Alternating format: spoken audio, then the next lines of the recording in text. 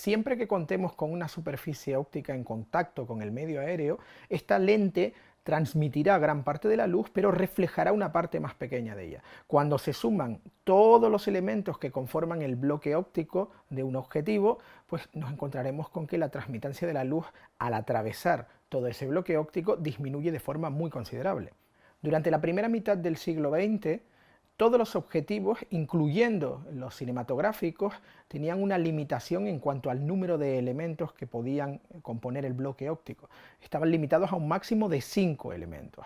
Y esto se debía mayormente a la ausencia de revestimientos antirreflejos. En esta clase de ópticas, al tener 5 elementos, hay 10 superficies reflectantes y de media cada una de ellas podía perder un 5% de la transmisión de luz cada vez que la luz atravesaba esa superficie. En la práctica esto implica que si contábamos con un 50 milímetros f2.8 se convertía en un 50 milímetros t3.8, es decir, que perdía la mitad de su luminosidad. En la actualidad gran parte de las ópticas cinematográficas cuentan con un número muy superior de elementos, tanto las fijas como los zoom. En este último caso se supera ampliamente los 20 elementos de media y muchos más. Los revestimientos antirreflejos se desarrollaron en 1936 y comenzaron a aplicarse de manera genérica en las ópticas de cine en la década de los años 40. A día de hoy existen revestimientos multicapa que además permiten influir en determinadas prestaciones como por ejemplo el contraste, el color, la limitación de las imágenes fantasma y el aspecto general. La mayoría de las cámaras que existen a día de hoy tienen sensores de captación digital y sus prestaciones son relativamente homogéneas, aunque cada una de ellas puede tener valores diferentes de rango dinámico, de latitud, de contraste y además cuentan normalmente con curvas logarítmicas de cada fabricante diferenciadas. Lo cierto es que se podría hablar de que son una suerte de emulsión fotoquímica para el día de hoy y se pueden igualar bastante bien, sobre todo una vez que ha pasado el proceso de talonaje. La búsqueda de una manera de diferenciarse ha llevado a los directores de fotografía, a los equipos en general, a centrarse mucho más en las ópticas, ya que, insisto, es muchísimo más fácil a día de hoy igualar el aspecto, el look de las distintas cámaras de cine digitales, con lo cual las ópticas han ganado un interés renovado. Esto significa que se llega habitualmente al extremo de, con esa intención de diferenciarse de todo lo que se hace o de todo lo que hacen los demás, utilizar ópticas con solera, o vamos a llamarlas vintage, como se dice hoy en día. Pues bien, hay veces que esto tiene una serie de implicaciones muy notables en la operación. Tiene implicaciones desde el punto de vista mecánico, para empezar, porque normalmente no tienen pues, mecanismos de enfoque que estén diseñados para soportar el torque, es decir, el par de torsión que utilizan los motores modernos de control por mando de foco remoto. Es uno de los mayores problemas de utilizar ópticas que tienen mucho tiempo. La mecánica es endeble y además se destroza con el paso de los años, y han pasado muchos años desde que se empezaron a usar y no se fabricaron para las herramientas que utilizamos a día de hoy. Pero esa es solo una parte del problema, porque la otra obviamente es óptica. Es decir, ya no solo hay una pérdida muy importante de transmisión de luz en estas ópticas, una pérdida de contraste, una gran cantidad de reflejos internos, todo esto que ahora está tan de moda y que veremos cuánto tiempo dura, porque no deja de ser una moda, sino que también hay que tener en cuenta que con el paso de los años los pocos revestimientos que pudieran tener se pueden haber perdido, y puede que haya una parte, sobre todo en el revestimiento del primer elemento del bloque óptico, que se haya perdido mientras que otra se mantiene, es decir, que tengamos un aspecto que no tienen nada que ver con la homogeneidad que podemos esperar de una óptica. Desde el momento en que nosotros no somos dueños de la imagen, no podemos controlar dónde está un reflejo. Está muy bien que queramos que haya un flare o que haya un pequeño reflejo en algún sitio, pero si no podemos saber dónde está y va a ser completamente aleatorio, no podemos decir que tenemos control sobre la narrativa y no podemos tener control sobre la imagen. Con lo cual, pues sinceramente creo que es una elección muy poco profesional en este último caso. Por supuesto, hay gran cantidad de fabricantes que se dedican a actualizar bloques ópticos de hace muchísimos años y ponerles mecánica nueva, etcétera, etcétera, etcétera, o a lo mejor intentar adherir revestimientos y demás.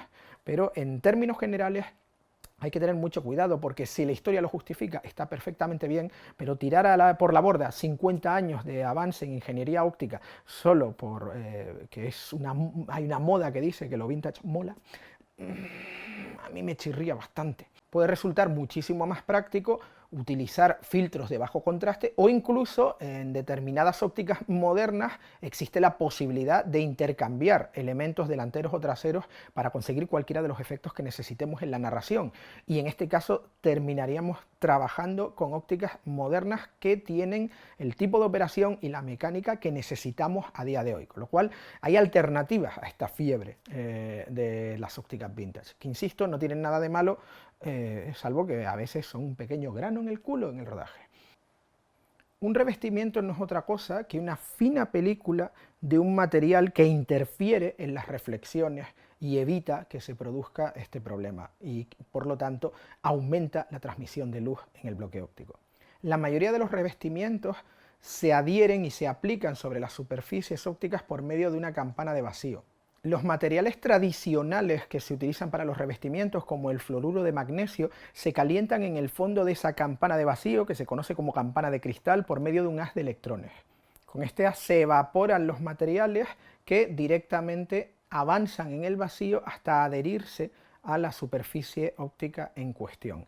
Al mismo tiempo se controla el índice de reflectancia de esa superficie y en el momento en que se alcanza el índice más bajo posible se detiene el proceso. Considerando NG como la separación entre el vidrio óptico y el aire, la luz ortogonal se reflejaría con la siguiente reflectancia. En la superficie de cada elemento se produce entre un 4 y un 10% de la reflexión total.